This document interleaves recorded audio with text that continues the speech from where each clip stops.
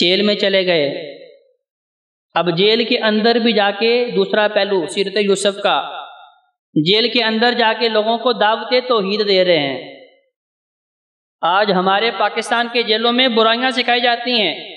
پہلی تو بات یہ ہے کہ چور، ڈکیت، قاتل، راہزن جیلوں میں نہیں جاتے، کیونکہ ان کے پیچھے پاور موجود ہوتی ہے، کسی ایم پی ایم این اے کا ہاتھ اس کے پیچھے ہوتا ہے، ادھر پکڑے جاتے ہیں ادھر چھوڑ دی جاتے ہیں۔ جیلوں کے اندر شریف لوگوں کو ڈالا جاتا ہے کیونکہ ان کے پاس سفارش نہیں ہوتی، ان کے پاس رشوت نہیں ہوتی، ان کے پاس تعلقات موجود نہیں ہوتے، انہیں جیلوں میں ڈالا جاتا ہے اور پھر جیلوں کے اندر برائیاں سکھا کے انہیں باہر معاشرے کا بدترین انسان بنا کے نکالا جاتا ہے۔ نبی یوسف علیہ السلام گناہ نہیں کیا، زلیخا کہتی جیل میں ڈال دو، کہا ڈال دو، جیل برداشت ہے، لیکن ایمان کا سودا نہیں کر سکتا، برائی نہیں کر سکتا، فحاشی اور یانی نہیں کر سکتا، کیونکہ میں نے اللہ کو جواب کیا دینا ہے۔ جیل میں چلے گئے، وہاں جا کے لوگوں کو دعوت توحید دی۔ تو مطلب کیا ہے کہ نوجوانوں نے پہلے خود توحید کو سیکھنا ہے۔ اس جوانی کے عالم میں آپ نے اللہ کی طرف اپنی ڈور لگانی ہے، اس مسئلے کو سمجھنا بھی ہے، سمجھانا بھی ہے۔ ایسا نہیں ہے کہ آپ یہ کہیں کہ میرے سارے یار شرابی ہیں، ان میں بیٹھ کے کبھی کبھار میں بھی پی لیا کرتا ہوں، میرے یار سارے شیشہ پینے والے ہیں، ان کی مجلس میں بیٹھ کے کبھی کبھار میں بھی پی لیتا ہوں، میرے سارے یار جوا کھیلنے والے ہیں، ان میں بیٹھ کے میں بھی کھیل لیتا ہوں۔ اور بھائیو وہ برے ہیں، ان کی برائی آپ نے روکنی ہے۔ تأمرون بالمعروف وتنہون عن المنکر، ساری قوم مشرک ہے، ساری قوم بت پرست ہے، مختلف خداؤں کو ماننے والی ہے۔ تو یوسف علیہ السلام نے بڑے احترام سے، بڑے پیار سے کہا لوگوں بتاؤ یہ جو تم نے متفرق جدا جدا رب بنا رکھے ہیں، کیا یہ بہتر ہیں یا ایک اللہ جو ہے وہ بہتر ہے؟ دعوت توحید دی اور انہوں نے توحید کا مسئلہ سمجھایا۔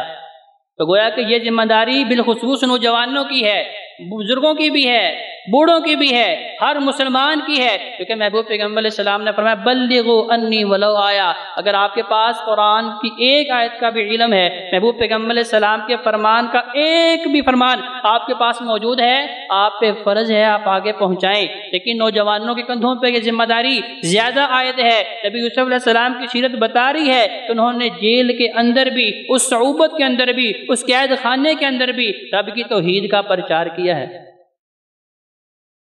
اس کے بعد سیرت یوسف کا بھائیو تیسرا اور بڑا ہی اہم پہلو کہ آج اگر ہمارے اوپر ظلم ہوتا ہے، ہم کہتے ہیں اچھا ابھی تو میری داڑھ کے نیچے نہیں آیا، جب میرا ہاتھ پڑے گا میں تمہیں بتاؤں گا کہ پھر انتقام کیسے لیا جاتا ہے، بدلہ کیسے لیا جاتا ہے۔ جب میرا ہاتھ پڑے گا تو میں بتاؤں گا تمہیں۔ یوسف علیہ السلام دیکھیں کتنی تکلیفیں برداشت کی، کنویں کے اندر پھینکے گئے بھائیوں کی وجہ سے، بازاروں میں بکتے رہے بھائیوں کی وجہ سے، زلیخا نے جو ڈورے ڈالے، اگر یوسف علیہ السلام اپنے باپ کے پاس ہوتے تو شاید یہ واقعہ نہ ہوتا کہ ساری تکلیفیں برداشت کی بھائیوں کی وجہ سے، جیل کے اندر ڈال دیے گئے، پیچھے عوامل بھائی بھی موجود تھے۔ اب ساری تکلیفیں، ان کا اصل جو آغاز ہے وہ بھائیوں کی تخریب کاری تھی، بھائیوں کی منصوبہ سازی تھی، بھائیوں کا حسد تھا۔ اب وہی بھائی جب محتاج ہو کے نبی یوسف علیہ السلام کے پاس آئے ہیں، یوسف علیہ السلام کو وہ سارے دن یاد ہیں، بھولتا کوئی نہیں، سب کو ساری باتیں بھی یاد ہوتی ہیں، واقعات بھی یاد ہوتے ہیں، لمحات بھی یاد ہوتے ہیں، وقت تو گزر جاتا ہے۔ لیکن نبی یوسف علیہ السلام نے کیا فرمایا؟ لا عاصم اليوم، کہا مجھے تمہاری ساری تکلیفیں یاد ہیں۔ نبی یوسف علیہ السلام نے جو خواب دیکھا تھا، کبھی سورج، چاند اور 11 ستارے مجھے سجدہ کر رہے ہیں، اللہ نے اس خواب کی تعبیر بتائی۔ جب وہی قید سالی کے زمانہ میں بھائی غلہ لینے کے لیے یوسف علیہ السلام کے پاس پہنچتے ہیں، والدین کو بھی ساتھ لے کے آتے ہیں، وہ یعقوب علیہ السلام جن کی بنائی یوسف علیہ السلام کی جدائی میں رو رو کے ختم ہو چکی ہے، جب انہوں نے پیغام بھیجا کہ جاؤ میرے والد کو بھی لے کے آؤ اور انہیں بتاؤ آپ کا لخت جگر یوسف ابھی زندہ ہے، تو جب وہ انہوں نے اپنا کرتا بھیجا، ابھی مصر سے بھیجا ہی تھا، ادھر یعقوب علیہ السلام فرما رہے تھے انی لاجد ریح یوسف، اور لوگوں اگر تم مجھے دیوانہ نہ کہو تو مجھے یوسف کی خوشبو آ رہی ہے۔ وہ کرتا جا کے آنکھوں پہ لگایا، اللہ کا الحاکمین کے فضل اور کرم سے اللہ نے بنائی واپس دے دی. پہلی مرتبہ بھی بنائی رب نے دی تھی، ختم بھی رب نے کی، دوبارہ بنائی اللہ کا محاکمین نے دی معجزانہ طور پہ. اب آئے آ کے سجدہ کیا، اس خواب کی تعبیر بھی پوری ہو گئی. اب تخت مصر پہ بیٹھے ہیں. جب اپنے گاؤں سے نکلے تھے معصوم سے بچے تھے، بھائیوں کا مقابلہ نہیں کر سکتے تھے. وہ بھائی جو سازشیں کر رہے تھے، ایک کہتا ہے قتل کر دو، ایک کہتا ہے ذبح کر دو، ایک کہتا ہے کنویں میں ڈال دو، ایک کہتا ہے جانوروں کے سامنے اس کو پھینک دو. مختلف منصوبے نبی یوسف علیہ السلام سن رہے تھے، کچھ کر نہیں سکتے تھے، سب کی باتیں سنی، بالآخر کنویں میں پھینکا، سارا کچھ برداشت کیا. لیکن اب یہی بھائی جب یوسف علیہ السلام کے سامنے آئے ہیں، یوسف علیہ السلام کے پاس اختیار ہے، حاکم وقت ہیں، جوان ہیں، سارے اسباب پاس ہیں، ملازم پاس ہیں، چاہیں تو بہترین قسم کا انتقام لے سکتے ہیں. لیکن انہوں نے کیا کہا؟ لا عاصم اليوم. میرے بھائیوں میں تم سے آج پوچھتا بھی نہیں کہ تم نے میرے ساتھ کیا کچھ کیا ہے. آج اگر ہم کسی کے ساتھ نیکی کرتے ہیں تو ذہن میں یہ ہوتا ہے کل کو یہ بھی میرے ساتھ نیکی کرے. اگر نہیں کرتا تو کہتے ہیں یار کتنا گھٹیا آدمی ہے، فلاں موقع پہ میں نے اس کی ایسے مدد کی، ایسے کی، اور یہی میرے خلاف کھڑا ہو گیا ہے. اور بھائیو یہ سوچ ہماری کیوں ہے؟ کیونکہ ہم اس نیکی کا بدلہ لوگوں سے لینا چاہتے ہیں. ہماری وہ نیکی اللہ کے لیے نہیں ہے. اگر وہ نیکی اللہ کے لیے ہوتی تو نبی یوسف علیہ السلام نے بتا دیا لا عاصم اليوم. بھائیوں کے سارے ظلم یاد ہیں، ان کی بربریت یاد ہے، سارا کچھ یاد ہے. کہا لا عاصم اليوم. بھائیو آج میں تم سے کسی بات کا سوال تک نہیں کرتا. اتنا صبر، اتنا تحمل، اتنی بردباری. اللہ کے الحاکمین نے اپنے محبوب پیغمبر علیہ السلام کو یہ واقعات بتائے کہ نبی آپ کے اوپر بھی ظلم ہو رہے ہیں، آپ نے بھی صبر کرنا ہے، کیونکہ اس صبر کی جزا اللہ نے دنیا میں بھی بڑی اچھی رکھی ہے اور آخرت میں بھی بڑی اچھی رکھی ہے. یوسف علیہ السلام نے ہمیں یہ درس دیا ہے کہ ہم نے اپنے بھائیوں کو برداشت کرنا ہے. آج ہم چھوٹی چھوٹی باتیں دل کے اندر رکھ کے دلوں سے نکالتے ہی نہیں کہ میرے بھائی نے میرے ساتھ اچھی طریقے سے بات نہیں کی، فلاں موقع پہ میرے ساتھ تعاون نہیں کیا، فلاں مشکل میں پھنسا تھا مجھے پوچھا تک نہیں. یہ چھوٹی چھوٹی باتیں، چھوٹی چھوٹے کام، چھوٹی چھوٹی رنجشیں دل میں رکھ کے قدورتیں اتنی پالتے ہیں، اگلی نسلوں تک لے کے جاتے ہیں، اپنے اولاد تک بتاتے ہیں میرے بھائی کے ساتھ، اپنے چچا کے ساتھ بات نہیں کرنی.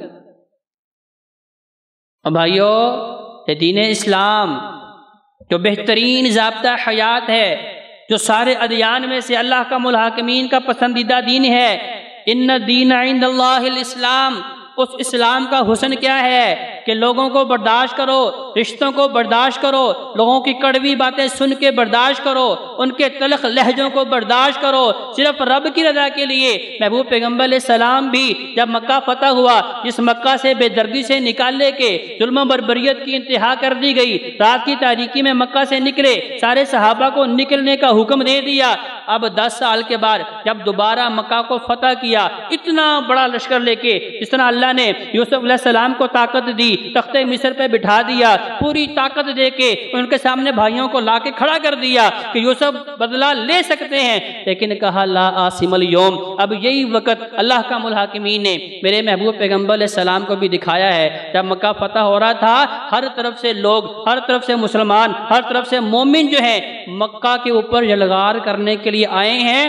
مکہ والے بے بس ہو چکے ہیں، ایک خون کی بوند تک نہیں بہی، کسی کی جرت نہیں ہوئی محبوب پیغمبر علیہ السلام کے سامنے تلوار اٹھانے کی. اب آقا علیہ السلام کو بھی مکہ والوں کے سارے ظلم یاد آ رہے ہیں، ان کی ساری خطائیں یاد آ رہی ہیں، ان کی زیادتیاں یاد آ رہی ہیں. لیکن سبحان اللہ، جس خالق کائنات نے نبی محبوب پیغمبر علیہ السلام کو واقعہ یوسف بتایا، احسن القصص، یہ بہترین قصہ ہے نبی، اس کے اندر آپ کے لیے بھی عبرت ہے، نصیحت ہے، آپ کی قوم کے لیے بھی عبرت اور نصیحت ہے. محبوب پیغمبر علیہ السلام نے بھی وہی الفاظ فرمائے جو نبی یوسف علیہ السلام نے فرمائے تھے. فرمایا لا عاصم اليوم. اے مکہ والو، تم نے تو ظلم کی انتہا کی تھی، تم نے مجھے بڑا ستایا تھا، مجھے بڑا تڑپایا تھا، میرے پیچھے شریر بچوں کو لگایا تھا، میرے بدن کو لہو لہان تک کیا تھا. لیکن لا عاصم اليوم، جاؤ آج میں تم سے کسی ظلم کا سوال نہیں کرتا.